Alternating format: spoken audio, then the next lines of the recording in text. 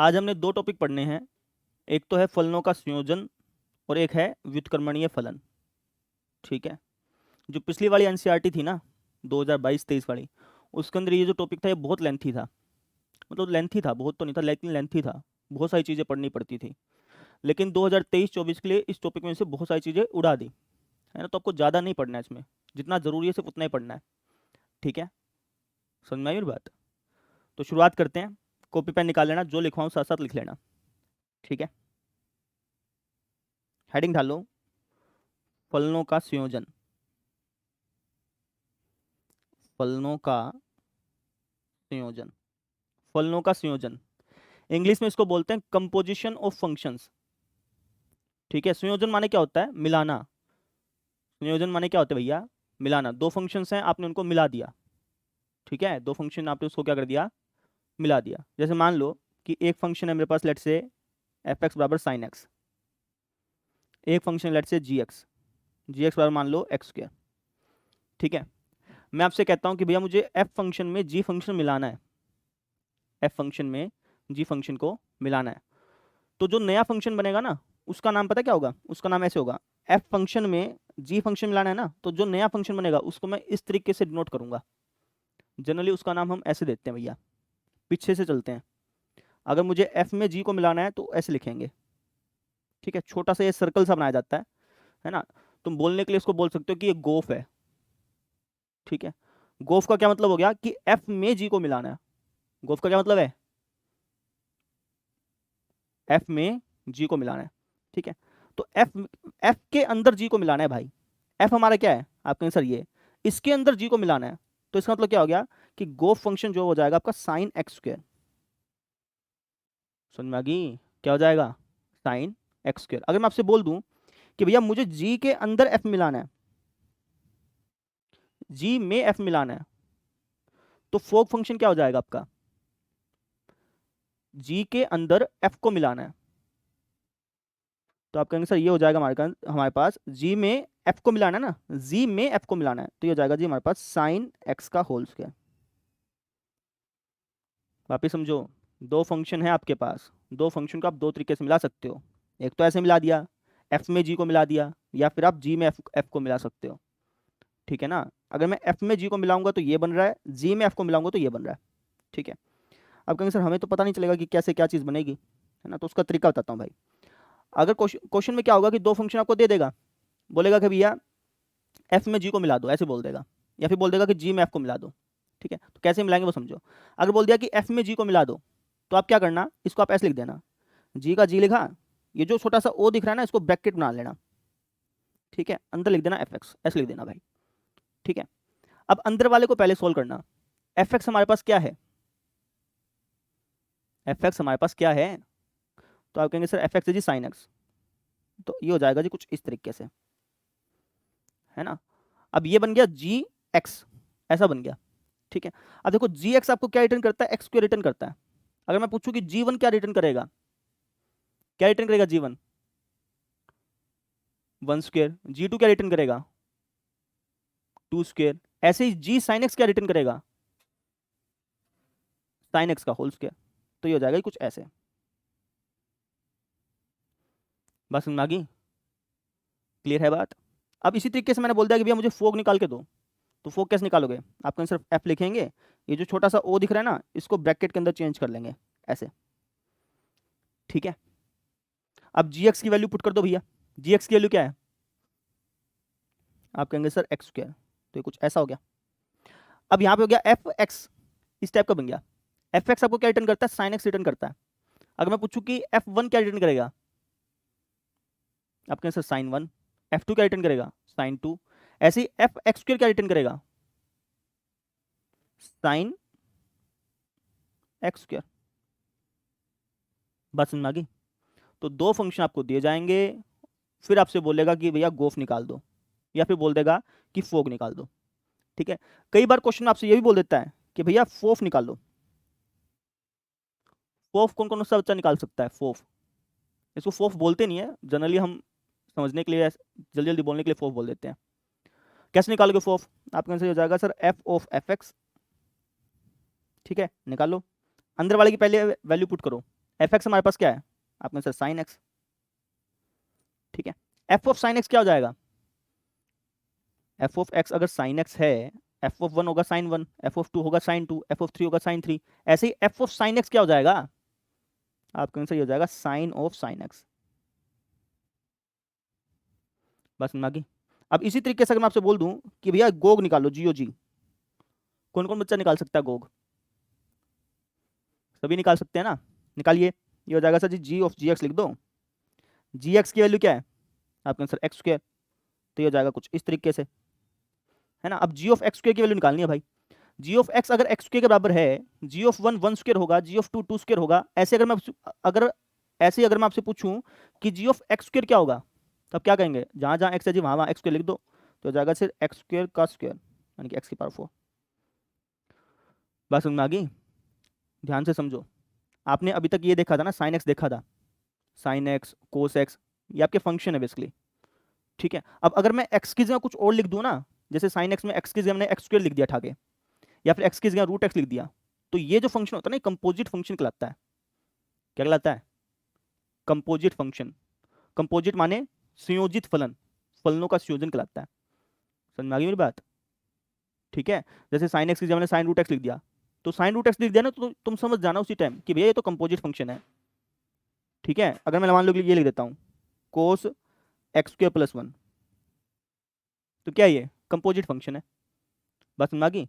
किन दो फंक्शन का कंपोजिशन है ये, बता सकते हो, किन दो फंक्शन का कंपोजिशन है ये, आपका आंसर ये है जी हमारा, एक तो कोस एक्स होगा फंक्शन, दूसरा function x square plus one आएगा, और इन दो फंक्शन का कंपोजिशन है बेसिकली ये। बस समझ में आ गई। इसको हम क्या बोल देते हैं, कंपोजिट फंक्शन बोल देते हैं बेटा। एक्स की जगह कुछ और लिख देना ठाके, तो वो कंपोजिट फंक्शन बन जाता है, सिंपल, ठीक है।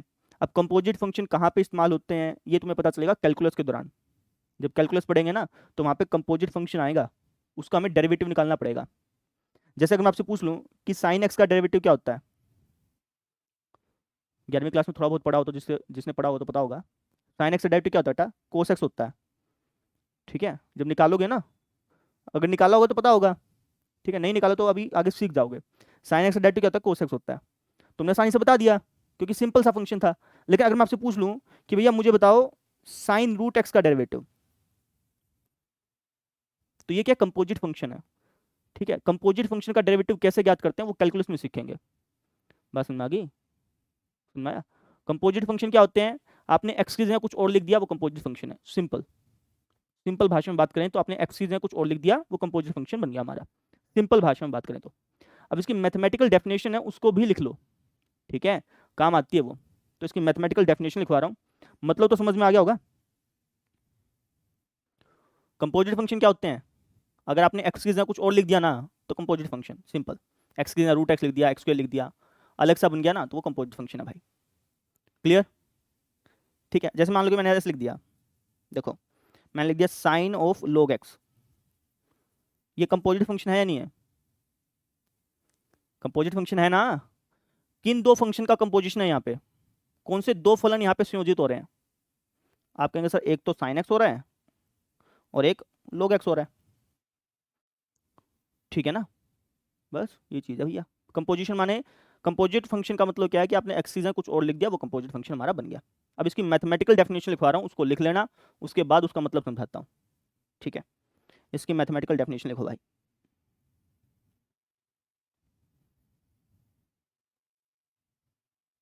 लिखो। दो फलन है हमारे पास, एक फलन है एफ जो कि ए से बी में परिभाषित है, मतलब इसका प्रांत ए है सप्रांत बी है। एक दूसरा फंक्शन है जी जो कि बी से सी में परिभाषित है, ठीक है। इन दो फलनों का, इन दो फलनों का जो संयोजन होगा ना, इन दो फलनों का संयोजन जो होगा उसको हम किससे रिप्रेजेंट करेंगे। अगर मैं एफ में जी को संयोजित कर रहा हूं, एफ में जी को संयोजित कर रहा हूं, तो जो नया फंक्शन बनेगा उसका क्या नाम दूंगा मैं। अगर मैं एफ में जी को संयोजित कर रहा हूं, एफ में जी को मिला रहा हूं, तो उसको क्या नाम दूंगा, आप इसे पीछे से लिखना चालू करो, एफ में जी को मिलाया, ऐसे ऐसे नाम देंगे। बात सुनना की, अगर मैं एफ में जी को मिला रहा हूं ना, तो उसका मैं ये नाम दूंगा भाई, जनरली यही नाम दिया जाता है, ठीक है, तो दो फलन है, एक फलन ये है भैया, एक फलन ये है, इन दो फलनों का संयोजन क्या होगा, ये वाला फलन होगा। ठीक है, दो फलनों f और g का संयोजन GOF द्वारा निरूपित किया जाता है, दर्शाया जाता है।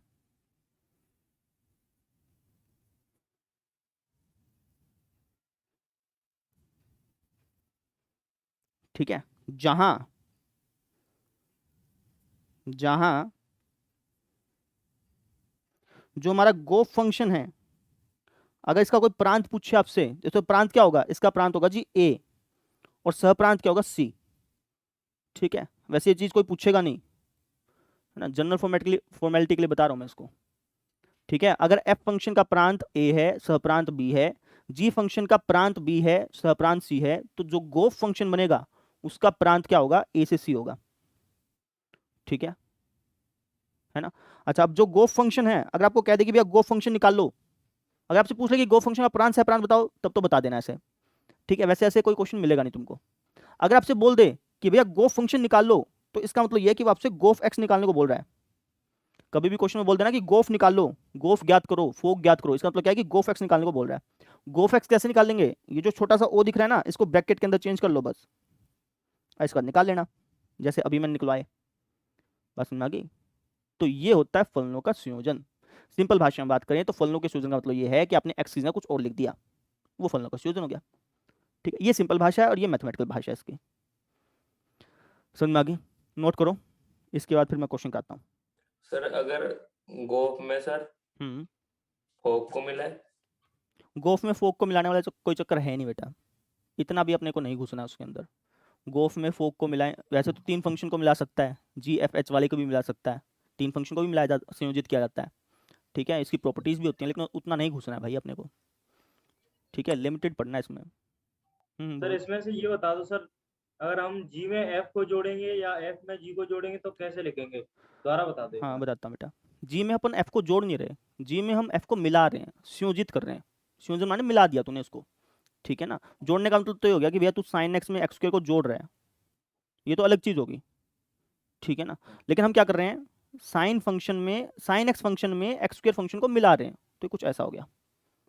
ठीक है, अच्छा अब कैसे मिलाते हैं वो समझ ले। अगर तू जी फंक्शन में, जी में एफ को संयोजित कर रहा है ना, तो उसको उल्टा करके लिख दे बस। कैसे लिखेगा, जी में अगर एफ को संयोजित कर रहा है तो कैसे लिखेगा उसको, जी में एफ को संयोजित कर रहा है ना, जी में एफ को संयोजित कर रहा है तो इसका नाम बनेगा, जी में एफ को संयोजित कर रहा है तो इसका नाम बनेगा फोग, ऐसे उल्टा करके जी में एफ को संयोजित किया। जैसे यहाँ पे देखना बेटा, एफ में जी को संयोजित किया था तो इसका क्या नाम बना था, गोफ नाम बना था, उल्टा एफ में जी को संयोजित किया। ठीक है, ठीक है, इसके पीछे भी रीजन है, लेकिन वो बताएंगे, पहले ये तो लिख लो, क्वेश्चन तो करवा दूं एक दो, उसके बाद समझ में आ जाएगा अपने आप रीजन। अर्जुन बोल भाई। सर एफ एक्स को तो हम पढ़ते हैं उसकी इमेज एक्स की, हाँ, तो सर जी एक्स को क्या पढ़ेंगे? जी एक्स का मतलब हो गया कि जो जी फंक्शन है ना, उसमें एक्स की इमेज।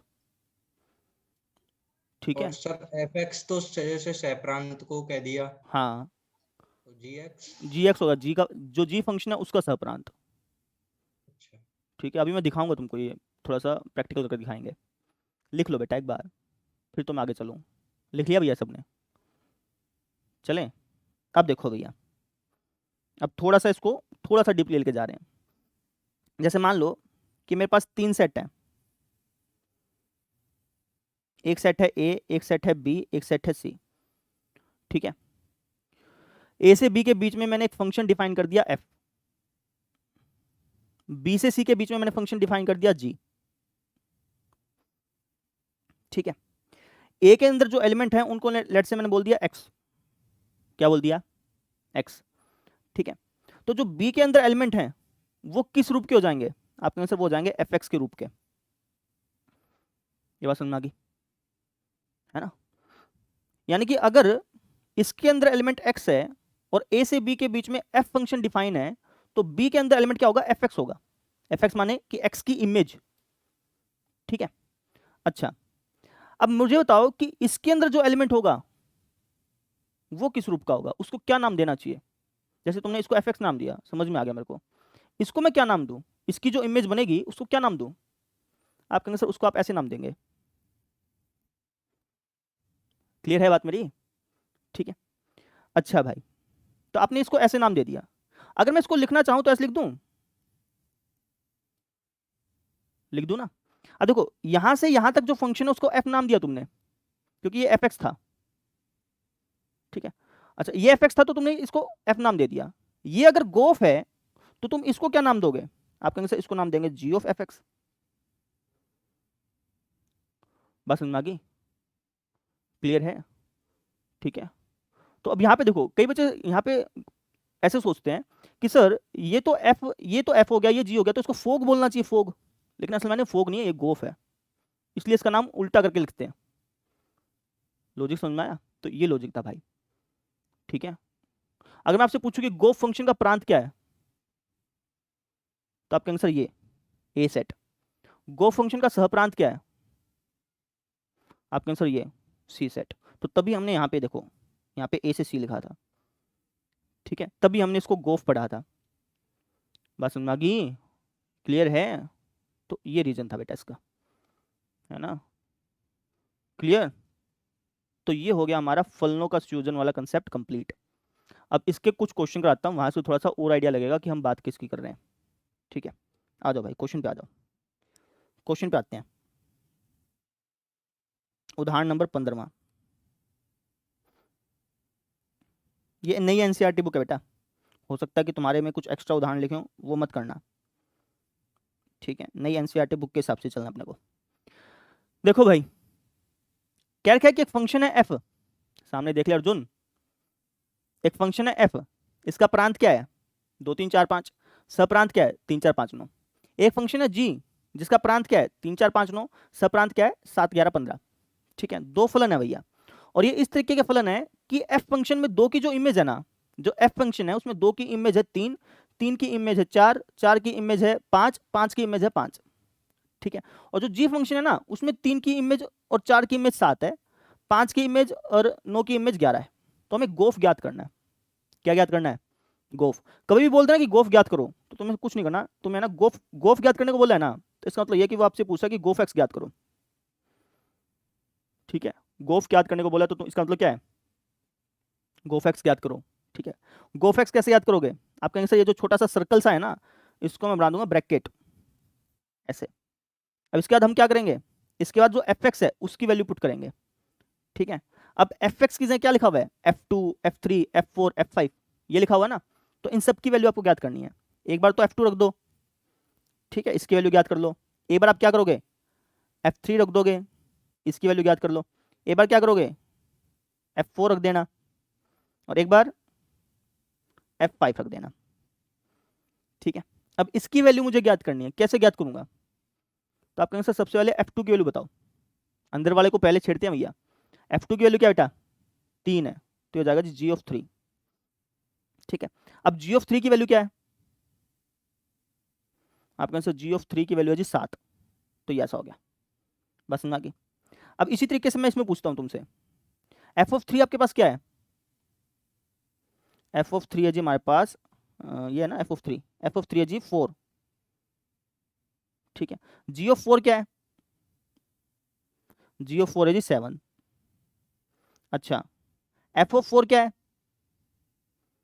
एफ ऑफ 4 कहाँ है? ये रहा 5। और जी ऑफ 5 क्या है? जी ऑफ 5 है जी 11। ठीक है, अच्छा इसकी वैल्यू बताओ भैया, एफ ऑफ 5 क्या है? एफ ऑफ 5 है जी 5, और जी ऑफ 5 क्या है? जी ऑफ 5 है जी 11। तो ये निकल गया आपका गोफ फंक्शन। ठीक है, गोफ फंक्शन निकालने का मतलब क्या है कि वो आपसे पूछा है कि गोफ एक्स बताओ। गोफ एक्स का मतलब क्या हो गया कि जो गोफ फंक्शन है ना उसमें एक्स की इमेज बता दो। तो हमने बता दी एक्स की इमेज सजी ये है जी, गोफ फंक्शन की बात करें तो। ठीक है ना, गोफ फंक्शन में जो एक्स की इमेज है वो क्या है? ये है जी। ठीक है, गोफ फंक्शन का प्रांत क्या होता है? आप कहेंगे सर ये वाला, एसीसी में चले हैं तो उस हिसाब से ये वाला होगा ना। ठीक है, तो आपसे बेसिकली क्या पूछा गया था? इन सबकी इमेज पूछी गई थी गोफ फंक्शन में। इन सबकी क्या पूछी थी? इमेज। किसमें? गोफ फंक्शन में। समझ रहे हो? इसको मैं थोड़ा सा डायग्राम के हिसाब से बताता हूँ बेटा। ये हमारा ए सेट मान लो, ये बी मान लो, ये सी मान लो। ये थे 2 3 4 5। अगला क्या था? 3 4 5 9। और अगला क्या था? अगला था 7 11 15। ए से बी में जो फंक्शन है उसको एफ नाम दे रखा है, बी से सी में जो फंक्शन है उसको जी नाम दे रखा है। हमसे क्या पूछा था? हमसे पूछा कि गोफ फंक्शन, गोफ एक्स बता दो, हमसे ये पूछा। गोफ फंक्शन कौन सा होता है बेटा? गोफ फंक्शन होता है सर जी ये वाला हमारा गोफ फंक्शन है, जैसे मैंने आपको बताया। ठीक है, तो हमसे क्या पूछा? गोफ एक्स पूछा है। क्या पूछा है? गोफ एक्स पूछा है बेसिकली। गोफ लिखा जाए तो इसका मतलब क्या है कि गोफ एक्स आपसे पूछा गया है। गोफ एक्स का मतलब क्या है कि गोफ फंक्शन का जो प्रांत है ना उसमें हर एक एलिमेंट की इमेज बताओ। दो की इमेज क्या बेटा? गोफ फंक्शन में पूछ रहा हूँ। एफ फंक्शन में तो तुम कह दोगे जी कि दो की इमेज 3 है एफ फंक्शन में, क्वेश्चन में यही कह रखा है, दो की इमेज 3 है एफ फंक्शन में। गोफ फंक्शन में पूछा है, गोफ फंक्शन में। तो गोफ फंक्शन में कैसे बताओगे? आप कहेंगे सर 2 कनेक्ट हो रहा है 3 से, ठीक है, फिर 3 किससे कनेक्ट हो रहा है? आप कहेंगे सर 7 से। ऐसे ही 3 किससे कनेक्ट हो रहा है भैया? देख के बताओ। 3 हो रहा है, 4 से हो रहा था शायद, है ना? 3 4 से कनेक्ट हो रहा है, ठीक है। और 4 किससे कनेक्ट हो रहा है? 4 हो रहा है जी 7 से। 4 किससे कनेक्ट हो रहा है? 5 से। और 5 किससे कनेक्ट हो रहा है? 11 से। 5 किससे कनेक्ट हो रहा है? 5 हो रहा है जी 5 से कनेक्ट। और G5 में 5 किससे कनेक्ट हो रहा है? 11 से। G5 में, हाँ ठीक है ठीक है ठीक है ठीक है, ये चीज़ होगी, मैंने कनेक्ट कर दिया बस। ठीक है, अब मैं आपसे पूछ रहा हूँ कि गोफ एक्स बता दो। गोफ एक्स बता दो, इसका मतलब क्या है कि गोफ फंक्शन में जो प्रांत है ना उसके हर एक एलिमेंट की इमेज बता दो। तो 2 एलिमेंट की इमेज क्या है अल्टीमेटली जाके? क्या इमेज है? तो आप कहेंगे सर ये है जी 7। ठीक है, 3 एलिमेंट की इमेज क्या है? आप कहेंगे सर 7। 4 की इमेज क्या है? 4 की इमेज है जी 11। 5 की इमेज क्या है? 11। तो गोफ फंक्शन का मतलब यह है कि वो आपसे पूछना चाह रहा है कि गोफ फंक्शन में प्रांत के अंदर हर एलिमेंट की इमेज बता दो। यही तो है 7 और 11, और हमारी भी यही थी 7 और 11 ही तो आई थी। समझ में आया? ये इसके पीछे का लॉजिक था। ठीक है, इस डायग्राम को बनाना नहीं है, तो बस थोड़ा सा आपको समझाने के लिए बता दिया। इसके अंदर और भी चीजें हैं। ठीक है, समझ में आई? इसको नोट करो, उसके बाद आगे बढ़ते हैं। बता दिया सर, वो कैसे जमाते हैं जरा एक बार बता देते। क्या कह रहा है बेटा? और सर वो भी डायग्राम बनाया था उसमें सर कैसे जमाते हैं सर, फील नहीं हुआ ढंग से। चलो बताते हैं भैया। देख भाई, हमारे पास 3 सेट हैं। एक के अंदर तो लिखा है 2 3 4 5। दूसरे के अंदर क्या लिखा है बता? 3 4 5 था। 3 4 5 9। 3 4 5 9 था क्या? Yes sir. 3 4 5 9, 3 4 5 9, ठीक है ठीक है। 5 9 और तीसरे के अंदर क्या था? 7 11 15। 7 11 15। अब क्वेश्चन में क्या क्या रखा है? क्वेश्चन में क्या रखा है कि जो F2 है वो 3 है। ठीक है, तो 2 जो है 3 से कनेक्ट हो रहा है। समझ में आ गई? Yes sir. फिर क्वेश्चन बोल रखा है कि F3 4 है, तो 3 कनेक्ट हो रहा है 4 से। F4 5। 4 5 से कनेक्ट हो रहा है, 5 भी 5 से कनेक्ट हो रहा है। जी जी। ठीक है, अच्छा अब देख 3 किससे कनेक्ट हो रहा है? सर 3 हो रहा है 7 से सर। 3 हो रहा है जी हमारे पास किससे? 3 और 4 कनेक्ट हो रहे हैं 7 से। 3 और 4 कनेक्ट हो रहे हैं जी 7 से। सर जी। इसके बाद G5 G9 11 से। G5 और G9 11 से कनेक्ट हो रहे हैं, है ना? तो 2 अल्टीमेटली किसके पास कनेक्ट हो रहा है? तो 7 से सर। और 3 अल्टीमेटली किसके बाद कनेक्ट हो रहा है? ये भी 7 हो रहा है सर। ऐसे ही 4 और 5 अल्टीमेटली किसके पास कनेक्ट हो रहे हैं? 11 से। हमसे क्वेश्चन में क्या बोला है कि गोफ फंक्शन निकाल लो, ये बोला है ना। गोफ फंक्शन का मतलब क्या है कि हमसे बेसिकली ये पूछा है कि गोफ एक्स निकाल लो। ओके। गोफ एक्स का मतलब क्या होता है? जैसे एफ एक्स का मतलब होता है कि एफ फंक्शन में एक्स की इमेज निकाल लो। ठीक है, वैसे ही गोफ एक्स का मतलब क्या हो गया कि जो गोफ फंक्शन है, गोफ फंक्शन का प्रांत ये है, सप्रांत ये है। गोफ फंक्शन की बात करूं तो गोफ की। ठीक है, तो गोफ एक्स का मतलब क्या हो गया कि गोफ फंक्शन में जो प्रांत है ना उसके हर एक एलिमेंट की इमेज बता दो। तो इमेज बता दी हमने सर जी, इसकी इमेज है 7, इसकी इमेज है 11, सॉरी इसकी इमेज है 7, इसकी जी 11 और इसकी भी 11 बता दी। और वही चीज़ हमें यहाँ से पता चली थी। हमें गोफ एक्स निकालने को बोला था ना बेटा। गोफ एक्स का मतलब क्या है कि गोफ फंक्शन में हर एलिमेंट की इमेज बताओ, तो बता दी 7 और 11 हैं जी।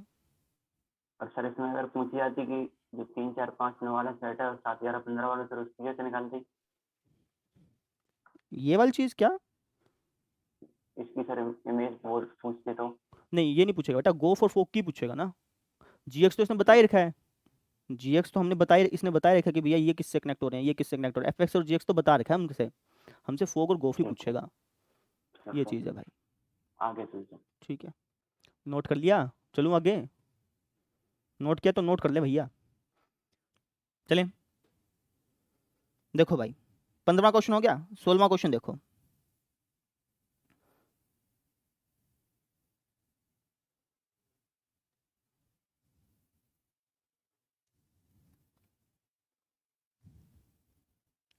क्या बोला है, क्या क्या कि एक फंक्शन है एफ, इसका प्रांत है सेट ऑफ रियल नंबर, सप्रांत है सेट ऑफ रियल नंबर। एक फंक्शन है जी, जिसका प्रांत है सेट ऑफ रियल नंबर, सप्रांत है सेट ऑफ रियल नंबर। ठीक है, हमें क्या रखा है कि जो एफ एक्स है वो बराबर है कोस एक्स के, जी एक्स जो है वो बराबर है 3x स्क्वायर के, है ना। हमें गोफ और फोग निकालना भैया, निकाल लोगे, और जब निकालोगे तो तुम पाओगे कि ये बराबर नहीं है।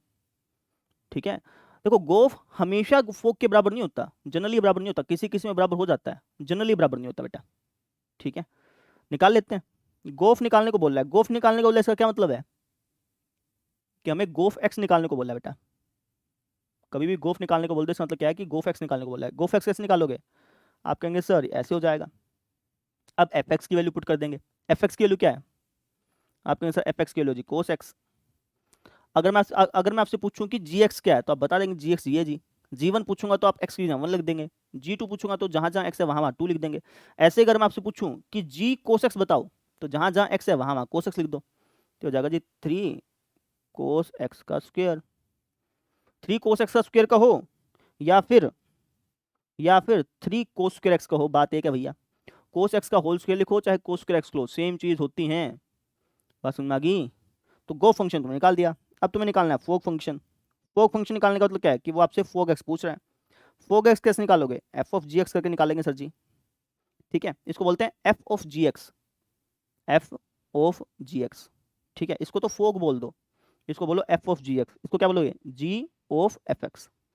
ठीक है, तो निकाल लेते हैं बेटा। जी एक्स क्या है, जी एक्स है जी हमारे पास 3x स्क्वायर, है ना। अगर मैं पूछूं कि एफ एक्स बताओ तो तुम बता दोगे, F1 पूछूंगा तब भी बता दोगे, जहां जहां एक्स है वहां वहां 1 लिख दोगे। मैं यहाँ पे पूछ रहा हूँ कि एफ ऑफ 3x स्क्वायर बताओ, एफ ऑफ 3x स्क्वायर क्या हो जाएगा, जहां जहां एक्स है वहां वहां क्या लिख देंगे, आप कहेंगे सर 3x स्क्वायर लिख देंगे। ठीक है, ये भी कंपोजिट फंक्शन है और ये भी कंपोजिट फंक्शन है, दोनों कंपोजिट है। क्या ये बराबर हैं, नहीं है, तो बस कह दो कि यहाँ गोफ बराबर नहीं है फोक के। हो गया, ऐसे करना बेटा। ठीक है, बहुत आसान कर दिया 2023-24 के बच्चों के लिए, बहुत ज़्यादा आसान है ना। नहीं तो इसके अंदर और सब बहुत सारी चीज़ें बतानी पड़ती, लेकिन चलो शुक्र है कन्फ्यूजन बढ़ जाती। ठीक है, अब तुम्हें रटनी भी कम चीज़ें पड़ेंगी, नंबर भी अच्छे आ जाएंगे। कर लोगे, इसको नोट करने की आवश्यकता नहीं है, ये तो समझ में आ गया होगा तुमको। ठीक है, घर से कर लेना बेटा नोट। अब आ जाओ, ये हो गया, 2 ही उदाहरण है भैया इसके, है ना। अब आ जाओ हम, अब हम आते हैं व्युत्क्रमणीय फलन पे। व्युत्क्रमणीय फलन, व्युत्क्रमणीय आव्यूह पढ़ लिया ना हमने। व्युत्क्रमणीय आव्यूह किसको बोलते हैं बेटा, 2 आव्यूहों को व्युत्क्रमणीय कब बोलते हैं, आव्यूह की बात करूं तो वैसे बोल दो, 2 आव्यूह है मेरे पास, उन दोनों आव्यूह को एक दूसरे का व्युत्क्रम कब कहलाएंगे, जब उन दोनों की मल्टीप्लाई करो, चाहे आगे पीछे से करो चाहे पीछे आगे से करो, और दोनों स्थितियों में क्या बन जाए, आइडेंटिटी मैट्रिक्स बन जाए। ठीक है ना।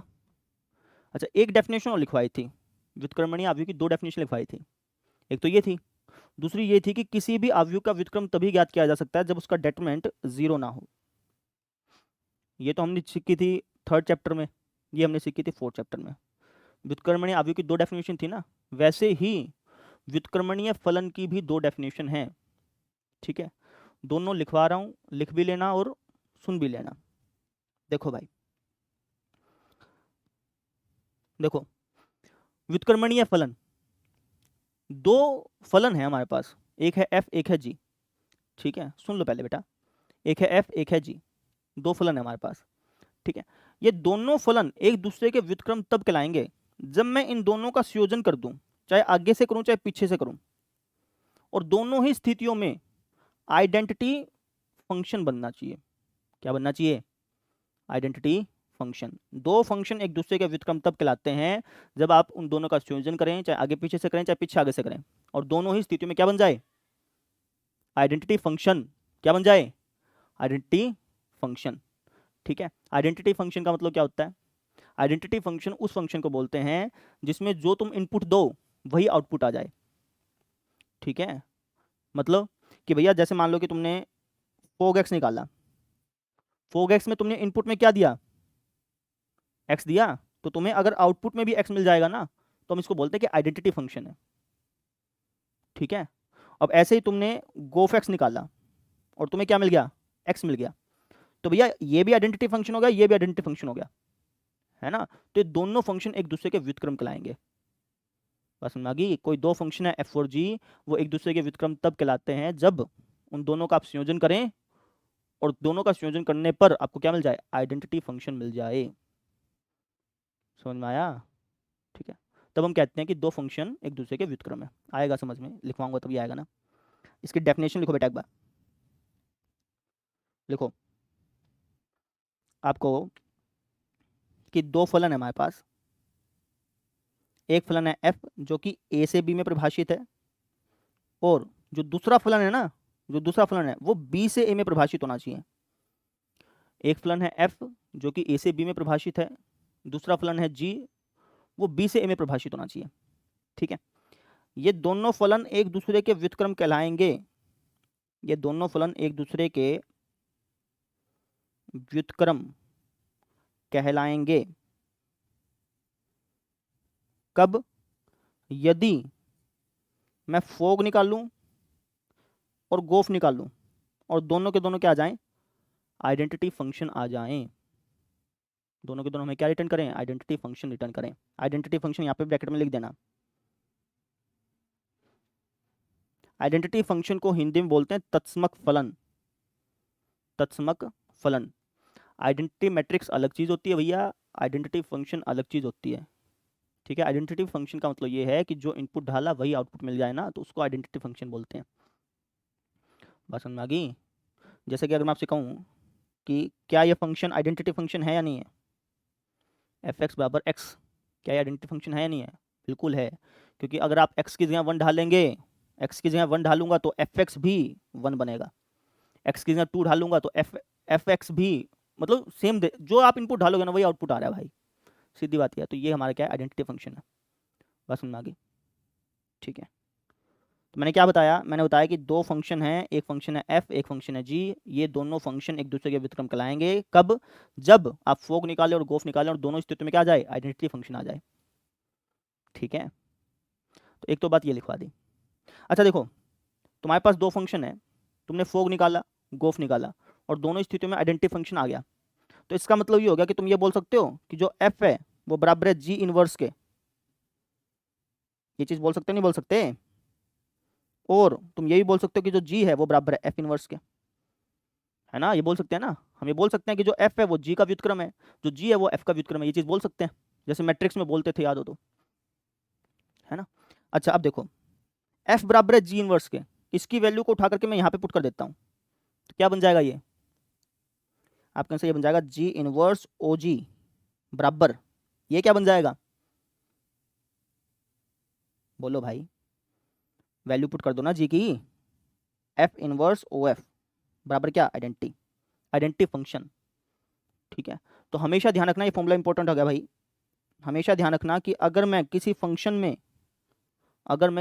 में उसका व्युत्क्रम संयोजित करता हूँ, किसी फंक्शन में उसके व्युत्क्रम को ही मिला देता हूँ, तो हमेशा क्या बनेगा, आइडेंटिटी फंक्शन बनेगा। इसको एज ए फॉर्मूला याद रख लेना। बात समझ आ गई।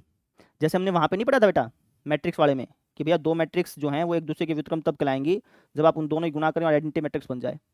उसके बाद मैंने कहा था कि भैया इसका मतलब ये होगा कि ए जो है वो बी का व्युत्क्रम है और बी जो है वो ए का व्युत्क्रम है। याद आया। इसके बाद इस वैल्यू को हमने यहाँ पे पुट करके एक फॉर्मूला बना लिया था, वैसी सेम चीज़ यहाँ पे करी हमने। समझ में आ गई। दो फंक्शन एक दूसरे के व्युत्क्रम कब कहलाते हैं, बताओ, दो फंक्शन एक दूसरे के व्युत्क्रम कब कहलाते हैं, वहाँ से बोलो भाई।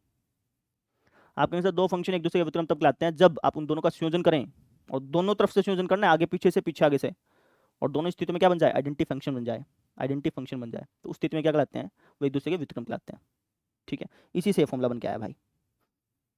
क्लियर, ये तो होगी एक डेफिनेशन। अब इसकी एक डेफिनेशन और भी है। ठीक है, यहाँ पे मैं एक यहाँ पे लिख देता हूँ, दूसरा पॉइंट यहाँ पे लिखूंगा। दूसरी डेफिनेशन क्या है कि कोई फंक्शन है एफ, कोई फंक्शन है हमारे पास एफ, ये फंक्शन जो है ना ये व्युत्क्रमणीय होगा, मतलब आप इसका व्युत्क्रम तब निकाल पाओगे यदि एफ आपका एकैकी भी है और आच्छादक भी है। अगर आपको किसी फंक्शन का व्युत्क्रम ज्ञात करना है तो वो आप तभी ज्ञात कर सकते हो जब वो फंक्शन एकैकी भी हो और आच्छादक भी हो, एकैकी भी हो और आच्छादक भी हो, तभी ज्ञात कर सकते हो। अब कहो सर ऐसा क्यों, इसका रीजन बताइए। तो इसका रीजन पता करते हैं बेटा। कोई फंक्शन है एफ, उसका व्युत्क्रम तभी ज्ञात कर सकते हैं जब वो एकैकी भी हो और आच्छादक भी हो। ऐसा क्यों है वो समझो भैया। देखो व्युत्क्रम का पहले बार थोड़ा सा प्रैक्टिकल मीनिंग समझा देता हूँ। जैसे मान लो कि मेरे पास एक सेट है ए, एक सेट है बी, ए से बी में मैंने एक फंक्शन डिफाइन कर रखा है एफ। ठीक है, अच्छा ए सेट के अंदर मान लो कि एलिमेंट हैं लेट्स से 1 2 3 4 5। बी सेट के अंदर एलिमेंट है मान लो 1 2 3 4 5। ठीक है, मान लो कि ए जो सेट है ना वो नेचुरल नंबर का सेट है, ऐसे समझ लो। बी भी हमारा नेचुरल नंबर का सेट है। मेरे पास दो सेट हैं natural to natural.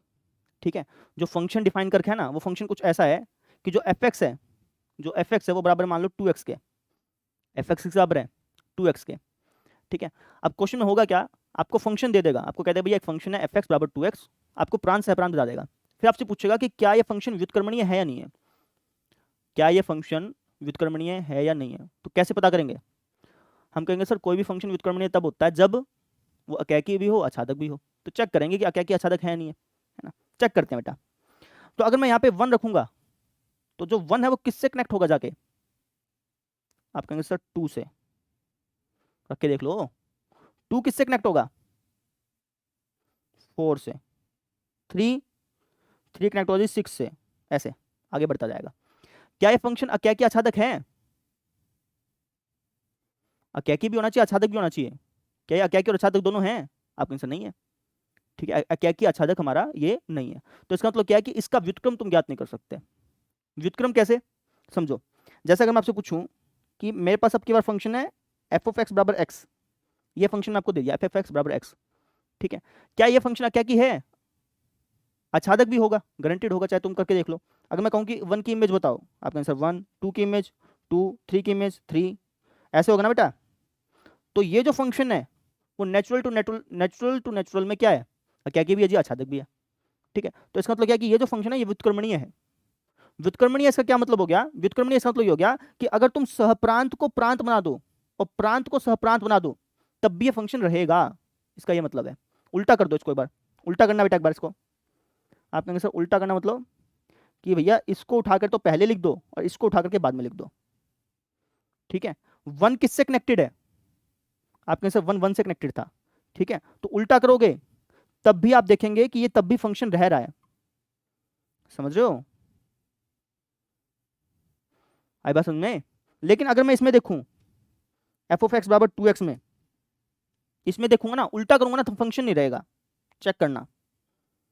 F of x बराबर 2x को देखते हैं बेटा,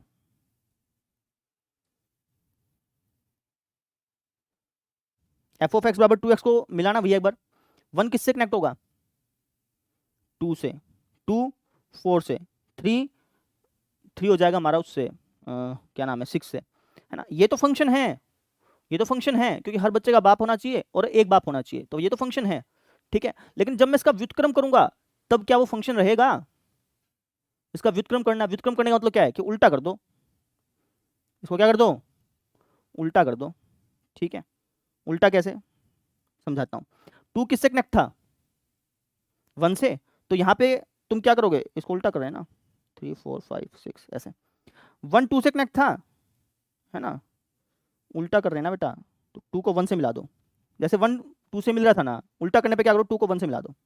ऐसे ही मैं क्या करूंगा 4 को किससे मिला दूंगा, आप कहेंगे सर 2 से, 6 को किससे मिला दूंगा, आप कहेंगे सर 3 से। ठीक है, क्या ये फंक्शन रहा, फंक्शन की डेफिनेशन क्या थी कि हर बच्चे का बाप होना चाहिए और एक बाप होना चाहिए। क्या फंक्शन रहा अभी? नहीं रहा ना। तो होता क्या है, अच्छा अब देखो, अगर मान लो कि ये ऐसे कनेक्ट होता, ये ऐसे कनेक्ट होता, तब अगर मैं इसको उल्टा करता, पलटता, तब भी फंक्शन रहता ना। बात समझ में आ गई? तो कहने का मतलब ये है कि कोई भी फंक्शन व्युत्क्रम नहीं तभी होगा जब वो अकैकी भी हो, आच्छादक भी हो। समझ रहे हो? क्योंकि अगर अगर फंक्शन अकैकी आच्छादक है ना, तो पलटा मारोगे ना जब तुम उसका, तब भी वो क्या रहेगा, फंक्शन रहेगा। समझ रहे हो? लेकिन अगर कोई फंक्शन अकैकी आच्छादक नहीं है तो जब तुम उसका पलटा मारोगे तो फिर वो फंक्शन ही नहीं रहता। बात समझ में आ गई? तो इसलिए किसी भी फंक्शन का व्युत्क्रम तभी ज्ञात कर सकते हैं जब वो अकैकी भी हो, आच्छादक भी हो। बात समझ में आ गई? ठीक है। अच्छा एक बात और समझ लो भैया, कई बार आपको जो फंक्शन है ना वो जोड़ों के रूप में दे देता है, ऐसे दे दिया, और आपसे पूछता है कि भैया एफ इनवर्स बताओ। तो एफ इनवर्स क्या होगा? आप में से उल्टा कर देंगे। फंक्शन का मतलब क्या, आप उन्हें उल्टा कर दिया ना भैया, ये वन वन से कनेक्ट हो रहा था, जब आपने सब व्युत्क्रम ज्ञात किया तो उल्टा कर दिया, ऐसे कर दिया। समझ में आ गई? तो वही सेम चीज है, इसको उल्टा कर दो उठा के।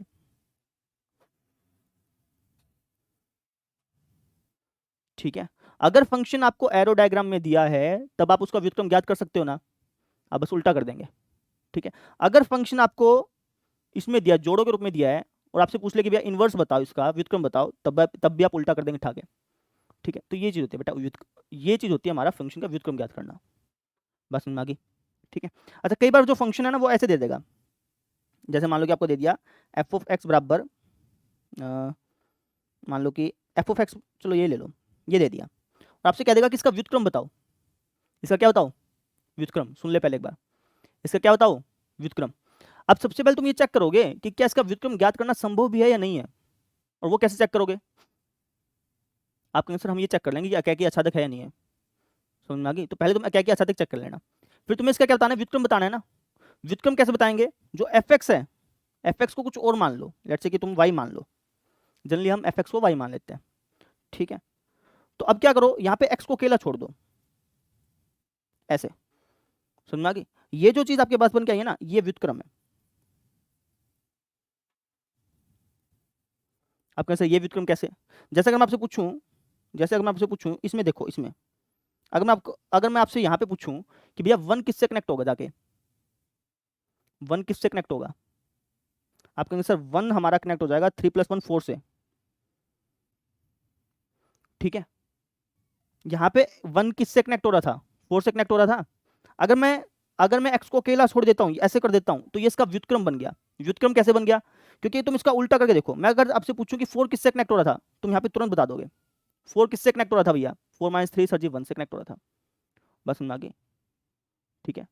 तो अगर आपको एरो डायग्राम के रूप में फंक्शन दे दिया जाए, उसका व्युत्क्रम पूछे तो पलटा मार देना, व्युत्क्रम मिल गया। ठीक है। अगर आपको जोड़ों के रूप में फंक्शन दे रखा हो, उसका व्युत्क्रम पूछे तब भी पलटा मार देना भाई। ठीक है। अगर आपको इस रूप में फंक्शन दे रखा हो और आपसे पूछे कि भैया इसका इन्वर्स बता दो, तब क्या करेंगे, तब भी आप पलटा ही मार रहे हैं। बस समझ में आ गई? तो ये सिंपल सी परिभाषा थी इसकी। ठीक है। अब मैं इसके संबंधित क्वेश्चन कराऊंगा, उसमें ज़्यादा समझ में आएगा, लेकिन पहले इस चीज़ को लिख लो।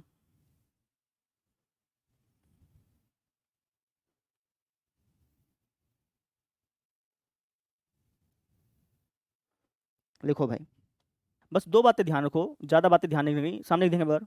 2 बातें ध्यान रखनी है, कोई भी 2 फंक्शन है एफ और जी, वो दोनों फंक्शन एक दूसरे के व्युत्क्रम कब कहलाएंगे? बोलो। जब आप उन दोनों का संयोजन करें, चाहे आगे पीछे से करो चाहे पीछे आगे से करो, दोनों स्थिति में क्या बन जाए, आइडेंटिटी फंक्शन। ठीक है। तब वो दोनों एक दूसरे क्या कहलाएंगे, व्युत्क्रम कहलाएंगे। अच्छा किसी भी फंक्शन का व्युत्क्रम कब निकाल सकते हो आप? जब वो अकैकी भी हो, आच्छादक भी हो। ठीक है। क्यों? ऐसा रीजन क्यों, इसका रीजन बताना। किसी भी फंक्शन का व्युत्क्रम हम तभी निकाल सकते हैं जब वो अकैकी भी हो, आच्छादक भी हो, लेकिन ऐसा क्यों? क्योंकि सर जी अगर अकैकी आच्छादक होगा ना, तो व्युत्क्रम निकालने का मतलब क्या है कि तुमने पलट दिया उस चीज को। ठीक है। जब तुम उसको पलटोगे तब वो फंक्शन की डेफिनेशन को सेटिस्फाई करेगा। ठीक है। अगर अकैकी आच्छादक है तो, अगर अकैकी आच्छादक नहीं है ना, तो जैसे तुम उसको पलटोगे ना तो फंक्शन ही नहीं रहेगा। ठीक है। तो ये चीज़ है भाई, नोट करो इसको। ये जो व्युत्क्रमणीय फलन है ना, ये आपका अगले चैप्टर में काम आएगा, क्योंकि अगले चैप्टर में आप क्या कर रहे होगे, आप ट्रिग्नोमेट्रिक फंक्शंस का व्युत्क्रम निकालोगे। ठीक है। और ट्रिग्नोमेट्रिक फंक्शन का व्युत्क्रम, किसी भी फंक्शन का व्युत्क्रम कब निकाल सकते हैं, जब वो अकैकी भी हो, आच्छादक भी हो। ठीक है। तो जैसे मान लो कि साइन फंक्शन है, उसका तुम्हें व्युत्क्रम निकालना है, ठीक है, तो व्युत्क्रम तभी निकाल पाओगे जब वो अकैकी भी और आच्छादक भी हो, है ना। तो साइन फंक्शन को अकैकी और आच्छादक बनाने के लिए हम उसकी डोमेन और रेंज को कम कर देंगे, सॉरी रेंज को कम कर देंगे, ठीक है। तो वहां पे अगले चैप्टर में और कनेक्ट हो जाएगा ये। हो गया भाई?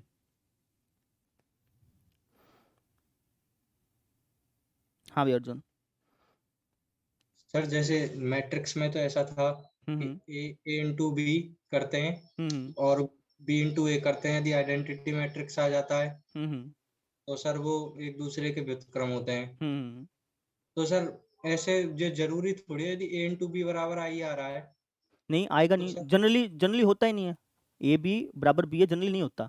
तभी तो हम कह रहे हैं कि ए बी और बी तब बराबर आ जाएं किसी स्थिति में, अगर अगर बराबर आ गए आइडेंटिटी मैट्रिक्स के तब होगा, हर बार नहीं होगा, लेकिन अगर किसी में आ गए तभी होगा। समझ रहे हैं कि कुछ और पूछ रहा था? समझ में आ गई? ठीक है भाई। हाँ भैया हो गया। चलो अब बढ़ते हैं हम क्वेश्चन पे। उदाहरण नंबर 17वां, एक ही उदाहरण है, इस उदाहरण को है ना, इस उदाहरण के 2 उदाहरण बना देंगे अपन, देखना एक बार।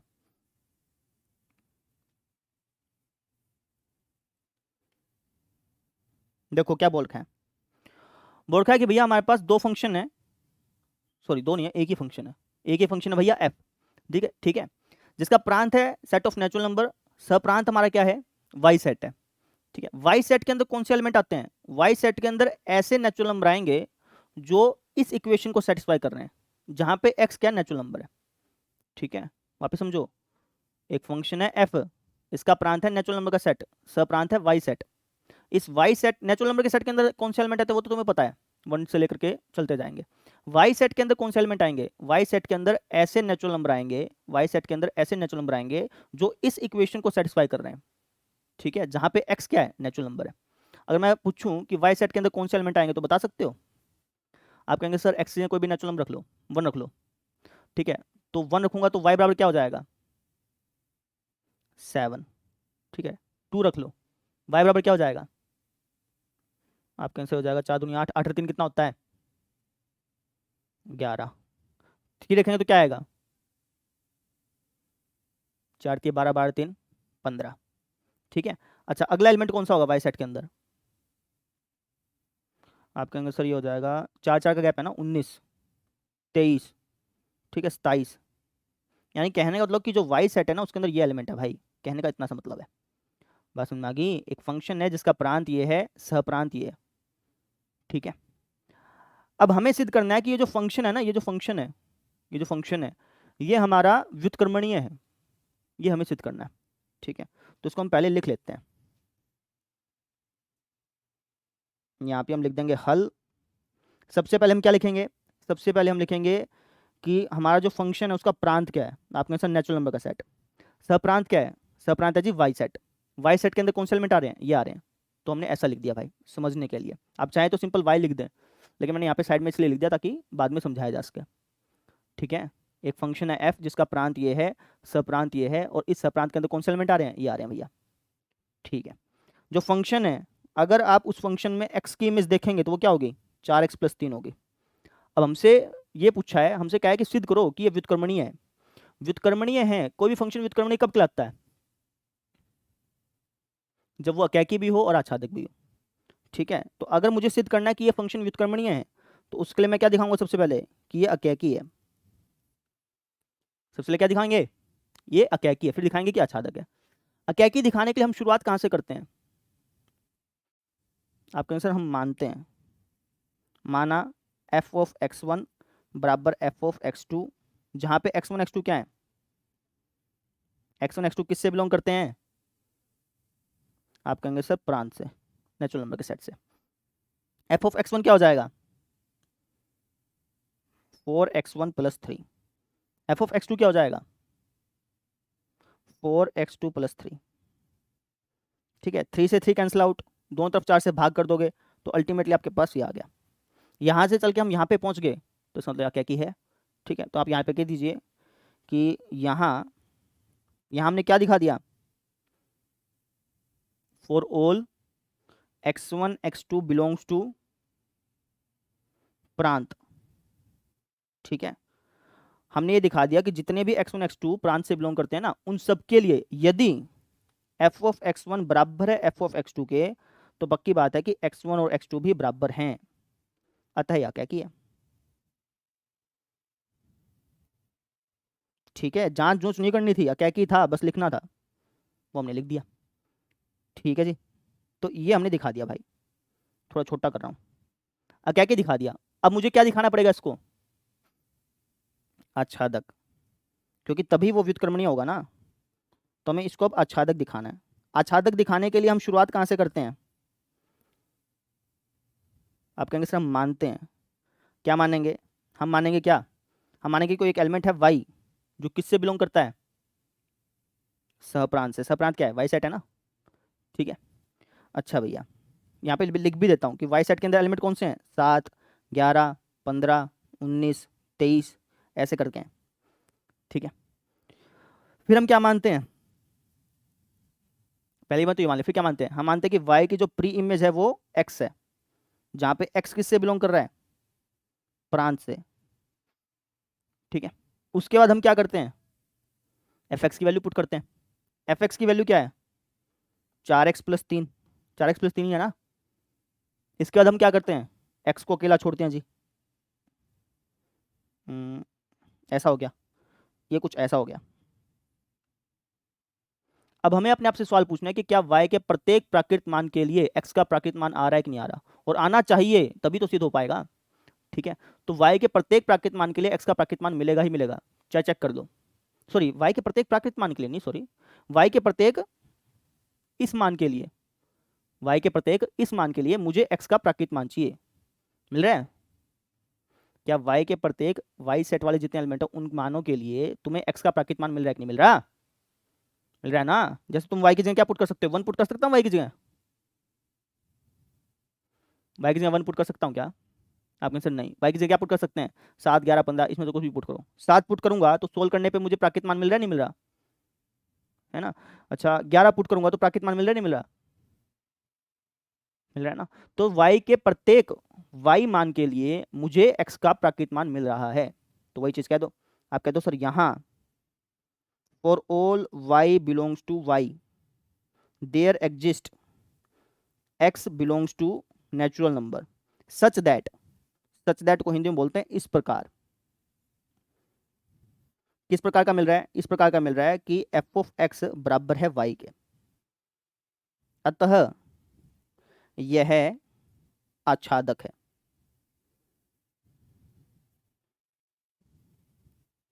अब कोई फलन अगर अकैकी भी है, आच्छादक भी है, तो तुम क्या बोल सकते हो कि वो फलन व्युत्क्रमणीय है, ठीक है। तो आप कह दीजिए चूंकि f अकैकी भी है और आच्छादक भी है,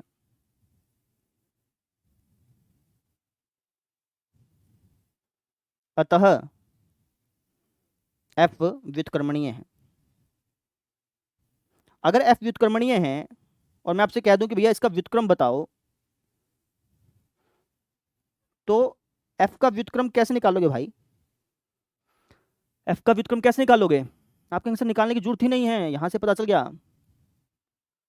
f का व्युत्क्रम का मतलब क्या होता है, x को अकेला छोड़ दो, यही तो होता है। तो f का व्युत्क्रम आपका क्या निकल गया सर जी, ये निकल गया y - 3/4। f व्युत्क्रम आपका क्या निकल गया, y - 3/4, ठीक है। अब यहाँ पे y चीज लिखी है ना, y लिखा है ना, तो यहाँ पे तुम क्या लिखोगे, f इनवर्स y लिखोगे, समझ में आ गई, ये चीज है। तो ये हमारा व्युत्क्रम निकल गया भैया, है ना। वापिस समझो, ये फंक्शन था हमारे पास, हमसे कहा था कि इसका व्युत्क्रम बता दो, क्या बोला था, किसका व्युत्क्रम बता दो। इसका व्युत्क्रम हमारे पास क्या निकला, ये निकला जी। ये डायरेक्टली भी निकाल सकते थे, लेकिन डायरेक्टली निकालोगे तो गलत माना जाएगा, क्यों, क्योंकि भैया पहले ये दिखाना पड़ेगा ना कि इसका व्युत्क्रम निकल सकता है, तभी तो निकाल पाओगे, समझ में आ गई। पहले तुम्हें दिखाना पड़ेगा कि इसका व्युत्क्रम निकल सकता है, ठीक है। पहले दिखाया, उसके बाद फिर व्युत्क्रम निकालना है आपको। डायरेक्टली निकालोगे ना तो वो हो सकता है कि व्युत्क्रम, वो आपका व्युत्क्रमणीय फलन ना हो, वो आपका व्युत्क्रमणीय संबंध पा सकता है, समझ में आ गई। डायरेक्टली निकालोगे ना तो हो सकता है कि वो व्युत्क्रमणीय संबंध हो, है ना। व्युत्क्रमणीय फलन के लिए आपको पहले दिखाना पड़ेगा कि क्या क्या आच्छादक है, उसके बाद फिर आपको व्युत्क्रम निकालना है, तब आप कह सकते हो कि ये व्युत्क्रमणीय फलन है, बस समझ में आ गई। वापिस समझो, दो चीजें बेटा, एक तो व्युत्क्रम, एक व्युत्क्रमणीय, एक तो व्युत्क्रम और एक व्युत्क्रम फलन, ऐसे समझो। व्युत्क्रम तो आप यहाँ से निकाल लो, कोई दिक्कत ही नहीं है, लेकिन वो व्युत्क्रमणीय फलन है या नहीं है वो कैसे चेक करोगे, उसके लिए तुम्हें क्या क्या अच्छा दिखाना पड़ेगा ना, तो इसलिए इतना लंबी रामायण रची अपने ने। बात समझ में आ गई? तो ये हमारा क्या आ गया, व्युत्क्रमणीय फलन आ गया। अब कहेंगे सर हम कैसे मान ले कि ये व्युत्क्रमणीय फलन है, ये इसका व्युत्क्रम है, हम कैसे मान ले? तो अगर आपको चेक करना है कि कोई फंक्शन व्युत्क्रम है या नहीं है, तो कैसे चेक करोगे, उन दोनों का संयोजन कर दोगे। ठीक है, तो इन दोनों का संयोजन करके देखते हैं भाई।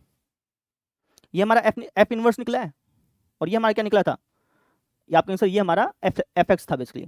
तो आप क्या काम करो, आप है ना एफ ऑफ एफ इनवर्स निकाल लो। एफ ऑफ एफ इनवर्स निकालने का मतलब क्या है कि आप F of F inverse x निकाल लो, यही तो मतलब होता है। ठीक है, तो कैसे निकालोगे, आप कहेंगे सर इसको ऐसे लिख देंगे, क्या मेरे पास एफ इनवर्स एक्स की वैल्यू है, एफ इनवर्स एक्स की वैल्यू है, आप कहेंगे सर एफ इनवर्स वाई की है। अब मैं कहूँ आपसे एफ इनवर्स एक्स की वैल्यू निकाल सकते हो, आप मुझे बिल्कुल निकाल लेंगे। एफ इनवर्स वाई की वैल्यू अगर ये है, एफ इनवर्स एक्स की वैल्यू क्या हो जाएगी, एक्स माइनस 3/4 हो जाएगी, समझ रहे हो? तो निकाल लो, ये हो जाएगी सर जी कुछ ऐसे एक्स माइनस 3/4। ठीक है, अच्छा बुक में देख के बताओ, बुक में तो तुम कैसे बताओगे, चलो यहीं पे बता देते हैं।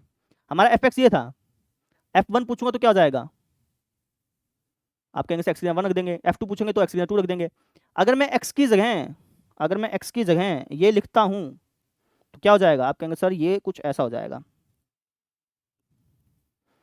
ऐसा ही होगा ना, 4x+3 था तो एक्स की जगह ये लिख दिया, 4 से 4 कट गया, -3 से +3 कट गया, आपका क्या आ गया, एक्स आ गया, है ना।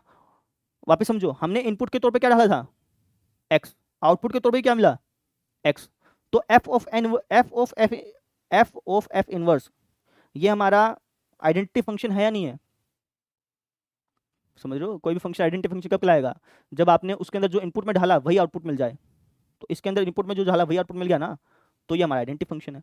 अब अगर इसी तरीके से तुम एफ इनवर्स ऑफ एफ निकालते, वो भी आइडेंटिटी फंक्शन ही मिलता, और दोनों ही मिलने चाहिए, ऐसा नहीं कि तुम बस इतना इतना निकाल लो और फिर कह दो कि भैया हो गया काम, नहीं, दोनों निकालने पड़ते हैं और दोनों के दोनों आइडेंटिटी के बराबर ही आते हैं।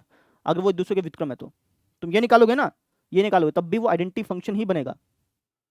ठीक है, तो हमने यहाँ पे चेक भी कर दिया कि भैया ये इसका व्युत्क्रम है, साफ साफ दिख रहा है। ठीक है, अब इसका थोड़ा सा प्रैक्टिकल यूज समझ लो भाई, सुन लो, इसका प्रैक्टिकल यूज समझना भैया। जैसे हमारे पास फंक्शन किस तरीके से डिफाइन था, आप कहेंगे सर फंक्शन के अंदर एक तो नेचुरल नंबर का सेट था और एक हमारा वाई सेट था। नेचुरल नंबर के सेट के अंदर एलिमेंट आते हैं ये, वाई सेट के अंदर कौन से एलिमेंट आते हैं, 7, 11, 15, 19, इस तरीके से। एक किससे कनेक्टेड होगा, जो एफ फंक्शन था उसमें एक किससे कनेक्टेड था, बताओ भाई, 7 से, यहाँ पे रख के देख लो, चाहे 2, 3, 4, है ना। तो अब मैं तुमसे पूछूं कि क्या ये व्युत्क्रमणीय फलन है, होगा कि नहीं होगा, ये तुम डायरेक्टली यहाँ पे डायरेक्टली बता सकते थे, हाँ सर जी होगा, क्योंकि पलटा मारेंगे तो फलन बनेगा, तो व्युत्क्रमणीय फलन तो होगा ही। ठीक है, अच्छा तो देखो एक कनेक्ट हो रहा है 7 से, वो तुम्हें फॉर्मूले से पता चल रहा है, इस फॉर्मूले से तुम्हें पता चल रहा है कि एक 7 से कनेक्ट हो रहा है। मैं तुमसे पूछ रहा हूँ कि मुझे ये फॉर्मूला बताओ कि 7 किससे कनेक्ट होगा, मैंने उसका फॉर्मूला तुमसे पूछ लिया। जैसे तुम एक 7 से कनेक्ट हो रहा है, 2 11 से कनेक्ट हो रहा है, 3 15 से कनेक्ट हो रहा है, तो मैं तुमसे पूछूंगा फॉर्मूला बना दो, तो तुम ऐसे ऐसा फॉर्मूला बना दोगे। ठीक है, अब मैं तुमसे उसका उल्टा पूछ रहा हूँ, मैं कह रहा हूँ कि भैया 7 1 से कनेक्ट हो, 11 2 से कनेक्ट हो, 15 3 से कनेक्ट हो और 19 4 से कनेक्ट हो, इसका फॉर्मूला बताओ। तो आप कहेंगे सर इसका फॉर्मूला हो जाएगा हमारे पास कुछ ऐसे, एफ इनवर्स वाई बराबर वाई माइनस 3/4। क्योंकि अगर आप 7 रखेंगे यहाँ पे, 7 रखो बेटा, 7 रखना यहाँ पे, क्या होगा, आप कहेंगे सर 1 आएगा। ठीक है, 11 रखना, आप कहेंगे सर 2 आएगा। समझ रहे हो मेरी बात को, समझ में आई मेरी बात है? ठीक है, तो बेसिकली इनवर्स निकालने का मतलब क्या है कि भैया एक 7 से कनेक्ट हो रहा है, 2 11 से कनेक्ट हो रहा है, तुम्हारे पास फॉर्मूला है इनवर्स फंक्शन निकालने का मतलब ये है कि 7 किससे कनेक्टेड था, 11 किससे कनेक्टेड था, वो कैसे पता करेंगे, वो इस फॉर्मूले से पता कर लेंगे। सारी चीज समझ आ गई? इसके अंदर बहुत सारी चीजें, बहुत सारी, लेकिन सारी नहीं बतानी होती बेटा, एक लिमिट लगानी होती है, तो वही लिमिट एनसीईआरटी लगा के उसी को अपन फॉलो करेंगे। ठीक है ना, इसके अंदर और भी चीजें हैं। बात समझ आ गई? वापिस समझ लो भैया, सामने देखेंगे सभी, दो फंक्शन एक दूसरे के व्युत्क्रम कब कहलाते हैं, जब उन दोनों का आप संयोजन करें, आगे पीछे से पीछे आगे से, दोनों स्थितियों में क्या आना चाहिए, आइडेंटिटी फंक्शन। ठीक है, कोई भी फंक्शन व्युत्क्रमणीय कब कहलाएगा, जब वो अकैकी भी हो, आच्छादक भी हो। ठीक है, तुमने व्युत्क्रम निकाल लिया, तो इसका मतलब क्या है? इसका मतलब ये है कि भैया तुम्हें इसका तो पता था कि एक किससे कनेक्ट होगा, दो किससे कनेक्ट होगा, इस फॉर्मूले से। व्युत्क्रम निकालने का मतलब है कि ये किससे कनेक्टेड था, इसका उल्टा, बस ऐसे समझ लो। बस समझ आ गई। अच्छा, कई बच्चे यहाँ पे कंफ्यूजन हो जाती है, वो सोचते हैं सर एफ एक्स का जो व्युत्क्रम है वो एफ इनवर्स वाई करके आएगा। ऐसा जरूरी नहीं है भैया, आप इसको चाहे तो ऐसे लिख दो, एफ इनवर्स वाई की जाए आप इसको ऐसे लिख दो, तब भी बात सेम है। कैसे लिख दो वो तो कोई चक्कर ही नहीं है ना भाई। एफ इनवर्स वाई हम जनरली इसलिए लिखते हैं ताकि, क्योंकि हमें इस तरीके से रटवाया जाता है ना कि ये वाई वाली चीज़ें हैं, इसके अंदर एलिमेंट वाई वाले हैं, तो इसलिए आसानी रहती है रटने के लिए, तो इसलिए हम ऐसे लिख देते हैं भैया। समझ में आ गया? तो इस तरीके से हमने इसको किया, इसको नोट कर लो। अच्छा, एक बात और, नोट करने से पहले एक बात और, इसी क्वेश्चन को अगर एग्जामिनर पूछना चाहता ना तो दूसरे तरीके से भी पूछ सकता था। वो आपको ये फंक्शन दे देता है ना, और आपको दूसरा फंक्शन देता, मान लो जी एक्स बराबर एक्स माइनस 3/4, दो फंक्शन दे दिए, और फिर आपसे पूछता कि भैया क्या ये दोनों फंक्शन एक दूसरे के व्युत्क्रम है या नहीं है, तो कैसे बताते, बताना। एक फंक्शन ये दिया, एक फंक्शन ये दिया, और फिर पूछ लिया कि भैया ये दोनों फंक्शन एक दूसरे के व्युत्क्रम है या नहीं है, कैसे बताओगे? आपका आंसर इनका संयोजन कर देंगे, आगे पीछे से भी करेंगे, पीछे से भी आगे से भी करेंगे, दोनों स्थिति में आइडेंटिटी बनेगा, आइडेंटिटी फंक्शन बनेगा, दिखा देंगे अपन। बस समझ में आ गई ये चीज़ बेटा। इसको नोट करो, बिना देखे करने की कोशिश करना। मुजम्मिल हो गया? थोड़ा ऊपर करें, इसको मिटा रहा हूँ भाई।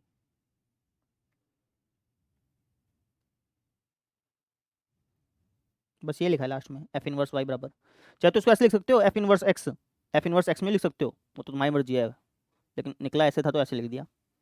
ठीक है, थोड़ा सा ऊपर कर रहा हूँ भाई। देखो भाई, ये चैप्टर हमारा कंप्लीट हो गया, एक बार रिकैप कर रहा हूँ, 10 मिनट लगेगी, ध्यान से समझ लेना, फिर मैं टेस्ट लेना है इसके, ठीक है ना। विविध उदाहरण, विविध प्रश्नावली कराएंगे, लेकिन एक बार रिकैप कर देते हैं, थोड़ी सी चीज़ें भी बतानी है। देखो भाई, इसके अंदर हमने क्या पढ़ा, सबसे पहले क्या पढ़ा था? इसके अंदर हम सबसे पहले पढ़ा था समतुल्य संबंध के बारे में। समतुल्य संबंध की डेफिनेशन क्या लिखवाई थी, याद है किसी को? समतुल्य संबंध की डेफिनेशन क्या लिखवाई थी मुकुंद देव?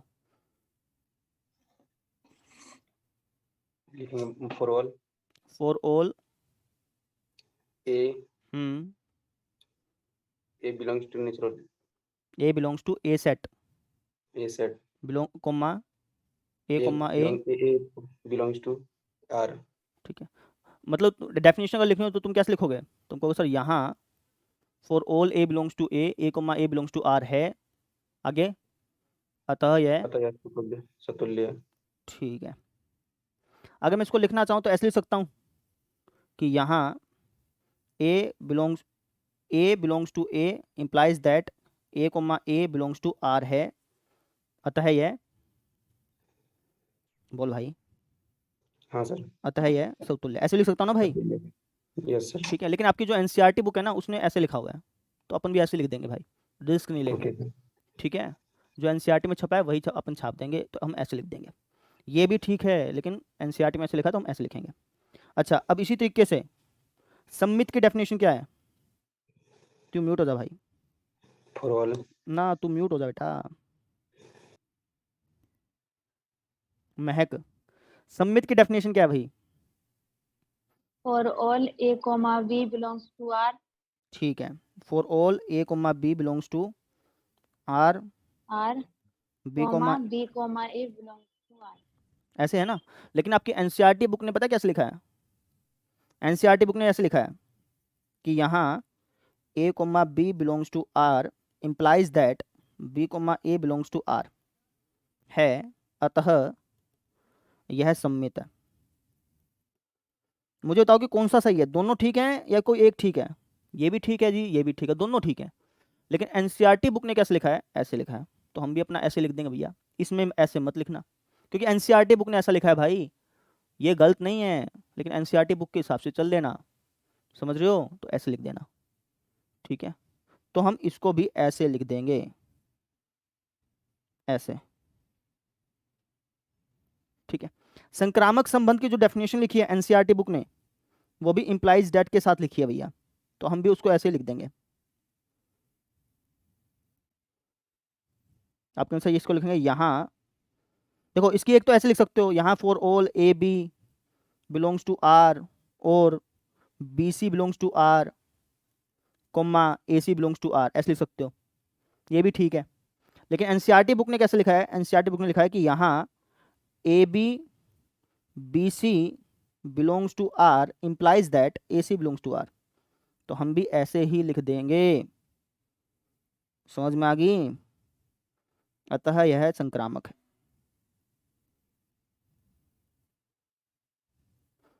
ठीक है। अच्छा, एनसीईआरटी बुक ने ऐसे क्यों लिखा है? ऐसे क्यों नहीं लिखा? क्योंकि ये जो चीज़ है ना, ये जो चीज़ है, ये देखने में थोड़ी सी कन्फ्यूजन पैदा कर रही है बस, है ना। ये ज़्यादा सिंपलीफाई वे में बता रही है। इसमें क्या था? इसमें ये चीज़ ज़्यादा सही चीज़ बताई थी, मतलब देखने में ज़्यादा सही लग रही थी, इसलिए एनसीईआरटी ने ऐसे लिख दिया। बस समझ में आ गई? आई बात समझ में? यहाँ पे देखो 4 ऑल लगा दिया इसने, और यहाँ पे नहीं लगाया 4 ऑल, क्योंकि यहाँ पे 4 ऑल वाली जो चीज़ थी ना, वो देखने में ज़्यादा सही लग रही थी, देखने में इन द सेंस कि समझाने के लिए ज़्यादा सही थी। ठीक है, यहाँ पे इन्होंने नहीं लगाया। ठीक है, क्या इसका मतलब ये है कि भाई जितने भी ए बी बिलोंग करते हैं आर से, बी ए भी आर से बिलोंग करनी चाहिए? क्या इसका ये मतलब है? आप इनसे बिल्कुल है, दिस इंप्लाइज लग गया तो इसका मतलब क्या है कि इसके अंदर 4 ऑल है भाई, 4 ऑल है इसके अंदर ऑटोमेटिकली। ठीक है ना। अच्छा, क्या इसका ये मतलब है? कहाँ गया रे? इसको मिटाओ एक बार। क्या इसका ये मतलब है कि जितने भी A B B C type के जोड़े आर के अंदर हैं, उन सब के लिए ए सी भी आर के अंदर है? क्या इसका ये मतलब है? आप सब बिल्कुल, मैं कहूँगा जी 4 ऑल तो लिखा नहीं, 4 ऑल तो लिखा नहीं, लेकिन आपके सर दिस इंप्लाइज लिख दिया ना, तो 4 ऑल उसके अंदर ही था, तो लिखने की जरूरत नहीं थी। ठीक है, आप कहें सर फिर यहाँ पे दिस इंप्लाइज क्यों लगाया? लगा सकते हो, बस एनसीईआरटी ने ऐसे लगा रखा है भैया। समझ में आ गई? तो हम इसलिए एनसीईआरटी वाली भाषा फॉलो कर रहे हैं। क्लियर है? ठीक है, तो ये 3 चीज़ें हमने स्टार्टिंग में पढ़ी थी, इनको थोड़ा सा ठीक कर लेना भैया। ठीक तो पहले भी थी, कोई गलत नहीं थी, लेकिन वही है कि एनसीईआरटी बुक के हिसाब से चलें तो हम ऐसे लिख देंगे। ठीक है, तो तुल्य समय संक्रामक की डेफिनेशन पता चल गई, है ना। इसके बाद हमने क्या पढ़ा था? प्रेम। इसके बाद क्या पढ़ा था भैया? फलन में क्या चीज पढ़ी थी? कौन से फलन के मेन तो फलन के प्रकार ही थे, फलन फूल का कुछ चक्कर था ही नहीं मेन तो। एकाकी फलन था। एकाकी फलन की परिभाषा क्या थी?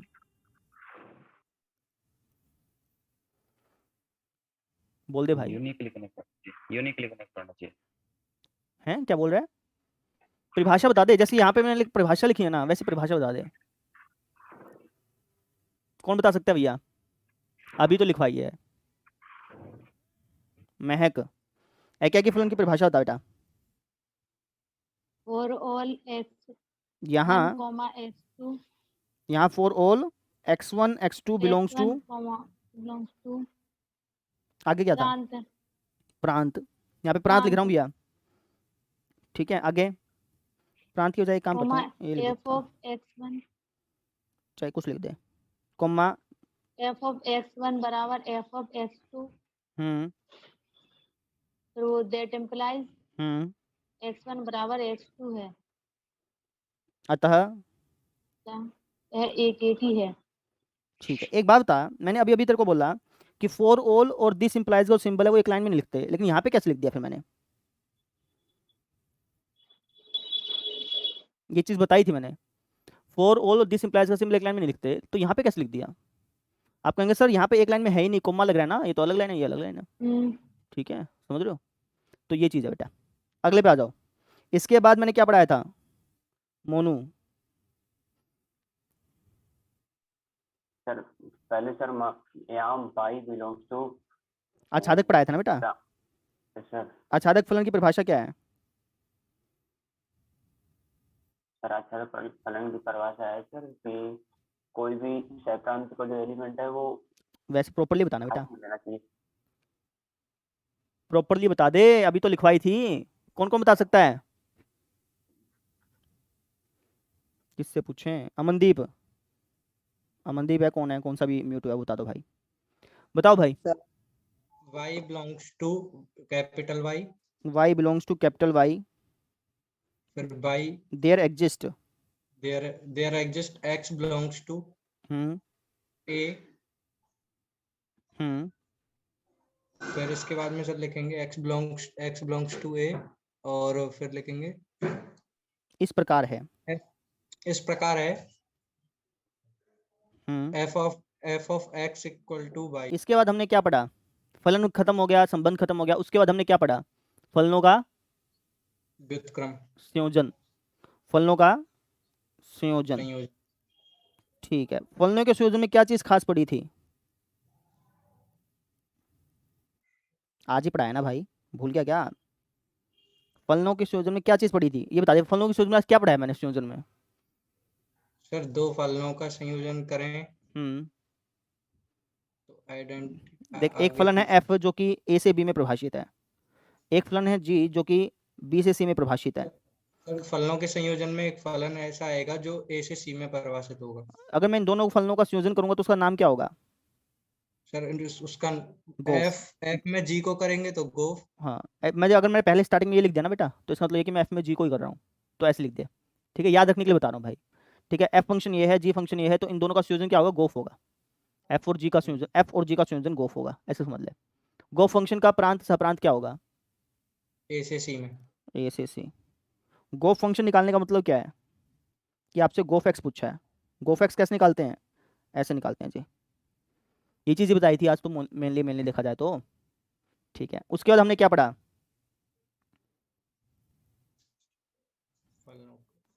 किससे पूछे भाई? आजा भाई मंदी, फिर तो कहेगा कि पूछा नहीं। बता बेटा। जी सर, व्युत्क्रमणीय फलन पढ़ा सर। हाँ, फलन का व्युत्क्रम क्या ले चाहिए? फलन का प्रतिलोम भी कह सकते हो तुम, तुम्हारी इच्छा है। यस। ठीक है, फलन के व्युत्क्रम हमने क्या चीज़ पढ़ी है? इसका सर कोई फलन दिया होगा, जी दिया होगा बी से ए। कोई एक फंक्शन है एफ जो कि ए से बी में प्रभाषित है, कोई फंक्शन है जी जो कि बी से ए में प्रभाषित है। इसके बाद फॉग, एफ ओ जी फॉग होगा सर। हाँ, यदि हमारा फोग गोफ बराबर हो किसके? आइडेंटिटी फंक्शन के बराबर तो सर। इसका मतलब क्या है कि ये तो दोनों इसका एक दूसरे के व्युत्क्रम है। व्युत्क्रम है, ये बोल रहा है जी ना। सर। Yes sir. दूसरी बात हमने क्या पढ़ी? सर अभी हाँ भाई, दूसरी बात कौन बताना चाहेगा? एक बात और पढ़ी थी ना। जब फलन एककी और छादक होंगे तभी हम उसका व्युत्क्रम कर सकते हैं, ठीक अन्यथा है, नहीं कर सकते हैं। बस म्यूट हो जा। तो भैया ये मेन टॉपिक थे। मेन टॉपिक तो बस यही है, संबंध और फलन। व्युत्क्रमणीय फलन तो है ना, क्वेश्चन आता नहीं है वैसे इसमें से, लेकिन फिर पढ़ाना जरूरी था क्योंकि था, है ना। अब मैं ये सारी चीज़ अपने आप लिख लो एक बार, बिना देखे लिख लो, बिना देखे लिखना बेटा, बिना देखे, क्योंकि एक समरी हो जाए। वीडियो ऑफ कर दूं क्या? ठीक है, तो देखो भाई, ये अब की बार तो मैंने बनवा दिया समरी करके, है ना। अगले जो चैप्टर्स है ना उनकी मैं ऐसे समरी नहीं बनवाऊंगा भाई। जैसे चैप्टर खत्म हो ना तो एक पेज पे लिख लिया करो सारी चीज़ें, एक खुद को ऐसे पढ़ाते हुए लिखा करो कि भाई ये चीज़ हमने ये चीज़ पढ़ी थी। ठीक है, तो ये हमारे शॉर्ट नोट बन गया था, तैयार हो गया। ठीक है, एक बार सिर्फ बुक में जो समरी देखी ना उसको एक बार देख लेते हैं, पढ़ेंगे नहीं, बस एक बार देख लो, ये सारी चीज़ें इसमें लिखी हुई हैं। दिख रहा है तुमको? दिख रहा है ना? बोल दो भाई हाँ या ना। तो पहली बात क्या बोल रही है? बोल के कि x में, थोड़ा जूम इन कर लूं, x में एक फलन है r, सॉरी x में एक संबंध है r जिसके अंदर कितने एलिमेंट हैं? है ही नहीं सर जी। तो इसलिए हम इस संबंध को क्या बोलेंगे? रिक्त संबंध। एक संबंध है r जिसके अंदर कितने एलिमेंट हैं? आपके अनुसार x क्रॉस x जितने एलिमेंट हैं, तो इस संबंध को हम क्या बोलेंगे? सार्वत्रिक संबंध। ये चीज तो पता थी ना भाई? क्या नाम है? आदित्य खेवरिया, पता थी ना भैया? तो गर्दन हिला दे, हैं इतना क्यों सुस्त हो रहा आज? तीसरी बात इसने क्या बोलेगी? For all A belongs to x, a comma A belongs to R, समतुल्य संबंध, ये चीज लिखवाई है। ठीक है, चौथी बात क्या बोलेगी? A comma B belongs to R का तात्पर्य है, इसका मतलब क्या हुआ कि इसका मतलब यह है, इसका मतलब यह है कि हम मैथमेटिकली कैसे रिप्रेजेंट करते हैं। इसका मतलब यह है, अगर मुझे इसको मैथमेटिकली सिंबल दे के रिप्रेजेंट करना हो तो कैसे लिखेंगे? आपके अनुसार दिस इंप्लाइज का सिंबल। ठीक है ना, इसका मतलब यह है। दिस इंप्लाइज की हिंदी तुम देखोगे ना, दिस इंप्लाइज को डेफिनेशन वो देखोगे ना डिक्शनरी में, दिस इंप्लाइज का मतलब ही होता है कि इसका मतलब यह है। ठीक है, तो देखो इसने ऐसे डेफिनेशन लिखी है। तीसरी बात कि भैया A B belongs to R, B C belongs to R, A C belongs to R, implies that. चाहे तुम इनको इकट्ठा करके लिख दो, जैसे मैंने लिखा है वैसे लिख देना बेटा। ठीक है, तो ये चीज़ थी। अच्छा, ये बात हमने पढ़ी थी, अभी लिखी नहीं नोट्स में, लेकिन ये बात पढ़ी थी ना कि जो संबंध समतुल्य समय संक्रामक हो वो तुल्यता संबंध कहलाता है। फिर तुल्यता वर्ग के बारे में पढ़ा था, है ना, तो देख लेना इसने क्या लिखा है, वही चीज़ लिखी है जो हमने लिखी थी, पढ़ी थी। उसके बाद एकाकी फलन, अकैकी फलन की डेफिनेशन क्या लिखी है कि for all x1 x2 belongs to x, यदि f ऑफ x1 बराबर है f ऑफ x2 के तो x1 बराबर x2 होगा। चाहे इसको आगे लिखो चाहे पीछे लिखो भैया, कोई फर्क नहीं पड़ता। ठीक है, अर्जुन तो पूछ रहा था ना सर हमने इसको आगे क्यों लिखा, कैसे लिख दो बेटा, ठीक है अपन आगे लिख देंगे, कोई समस्या नहीं है। ठीक है, अच्छा भैया सॉरी, आच्छादक के लिए डेफिनेशन देखो, for all y belongs to y, यहाँ पे फॉर ऑल भी लिखा होगा, यदि किसी प्रदत्त y बिलोंग्स टू y, ठीक है अपना फॉर ऑल लिखेंगे, फॉर ऑल लिखेंगे भैया, फॉर ऑल लिखवाया था ना मैंने, लिखना फॉर ऑल यहाँ पे। ठीक है, तो y belongs to y there exist x belongs to x इस प्रकार है कि fx बराबर y, ये हमने पढ़ा था। इसके बाद कोई फलन व्युत्क्रमणीय कब कहलाता है, जब वो अकैकी भी हो आच्छादक भी हो। ठीक है, तो यही चीज यहाँ पे लिखी हुई है। अच्छा इसके बाद ये वाली चीज भी बताई थी, देखो कोई परिमित समुच्चय है x, ठीक है, अगर वो अकैकी है ना तो वो आच्छादक भी होगा। ये चीज बताई नहीं थी कि भैया अगर कोई फिक्स एलिमेंट है ना उसके अंदर, तो अगर वो अकैकी है तो आच्छादक भी होगा, और अगर आच्छादक है तो वो अकैकी भी होगा। ये वाली बात नहीं लिखी। अपरिमित समुच्चय के लिए बात सत्य नहीं है भैया, अगर परिमित है तब ये बात सत्य है। ठीक है, तो इस तरीके से हमारा चैप्टर होगा कंप्लीट। जैसे आज मैंने शॉर्ट नोट्स बनवाए हैं, हर चैप्टर के लास्ट में ऐसे शॉर्ट नोट्स बना लिया करो ताकि याद रहे। ठीक है, अब इसमें किसी को कोई समस्या है तो पूछ लो भैया।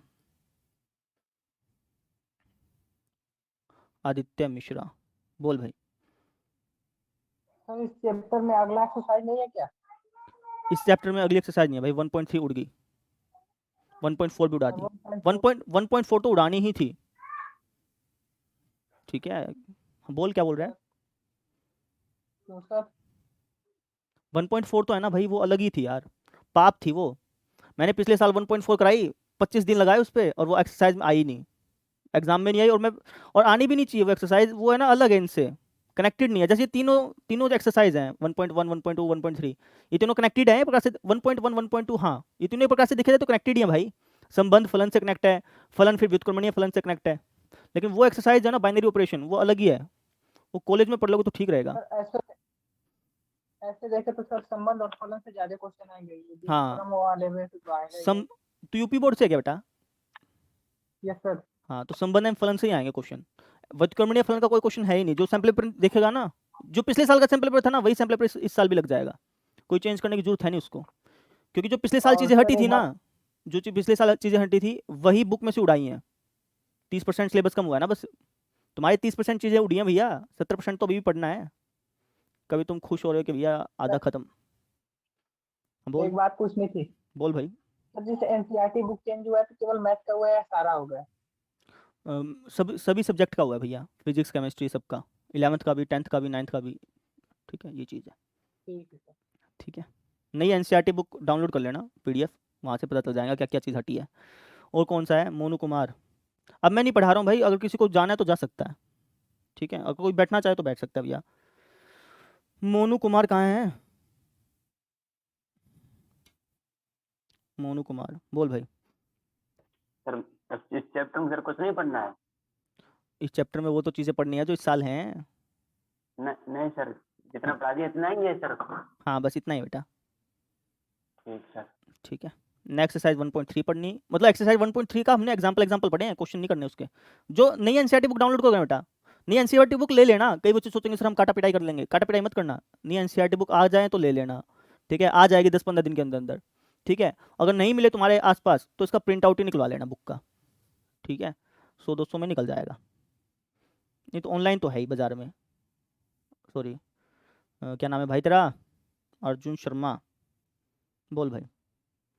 सर ये भी हट गए क्या, विविध उदाहरण और मिसलेनियस वाले? नहीं, ये देखो विविध उदाहरण विविध प्रश्नावली है, वो मैंने कल करवानी है, लेकिन आज मैं थोड़ा सा समरी करने के लिए सारी चीज़ बता दी। सर कहाँ से डाउनलोड करनी है ये? ये एनसीईआरटी की वेबसाइट है, वहाँ पे लिखेगा ना गूगल पे एनसीईआरटी बुक डाउनलोड, तो पहली वेबसाइट एनसीईआरटी की ही आएगी। वहाँ पे क्लास बुक डाल दियो, अपने आप आ जाएंगे। ठीक है सर ऐसा इंग्लिश मीडियम हिंदी मीडियम दोनों आएंगे। वहाँ पे ऑप्शन आएगा कि इंग्लिश मीडियम चाहिए कि हिंदी मीडियम चाहिए, मतलब वहाँ पे कहेगा मैथमेटिक्स पे टिक करेगा तो इंग्लिश मीडियम डाउनलोड करेगा, और गणित पे टिक करेगा तो हिंदी मीडियम। वेबसाइट आएगी, पहली वेबसाइट आएगी ncrt.nic.in की। ठीक है, और किसी का कोई सवाल है तो पूछ लो भैया। आदित्य खेवरिया, बोल भाई। सर ये आपने जो डेफिनेशन लिखवाई सर, हम्म तो सर पहले हम इन डेफिनेशन में सर एक के लिए कोई चीज मानते सर, हम्म तो सर पेयर सभी के लिए सत्य हो जा।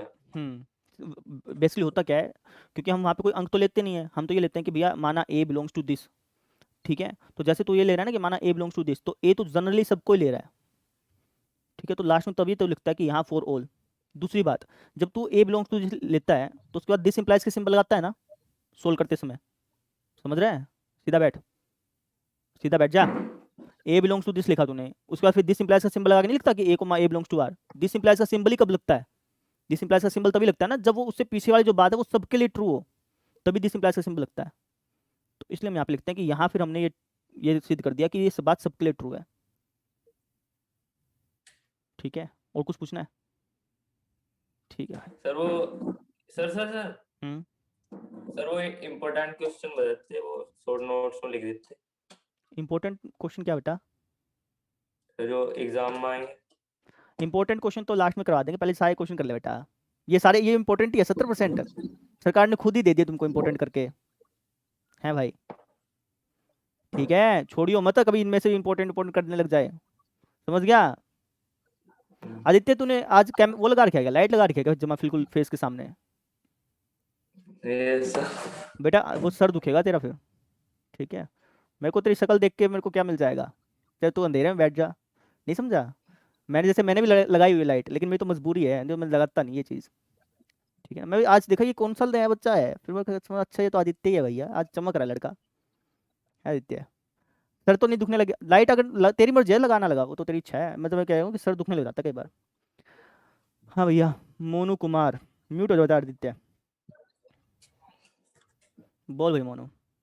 सर हम जो पूछे सर, जो आज छात्र होते हैं सर y बराबर fx होते हैं, तो सर इसमें कैसी सर इमेज बनता है सर? एक बार ये सर कंफ्यूज किया था मुझे।